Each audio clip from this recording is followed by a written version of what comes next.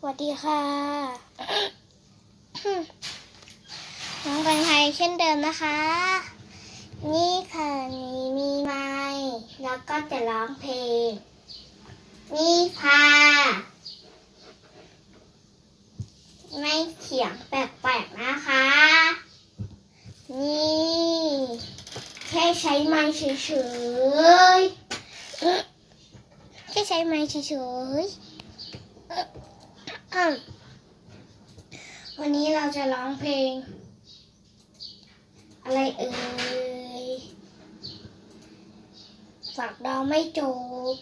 ฝากดาวไม่จบฝากดาวไม่จบหรอกร้องได้แค่ฝากดาวเนี่ยฟังก่อน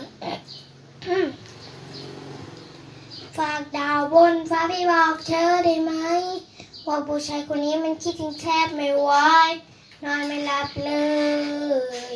ก็คนอยากเจอสิคิดสิอยู่เกิน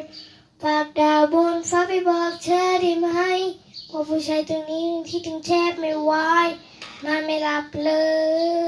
ยก็คนมันอยากเจอสิคิดสิอยู่เกิน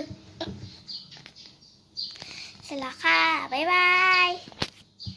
อย่าลืมกดไลค์ กดแชร์ กด Subscribe ให้น้องแตงไทยด้วยนะคะ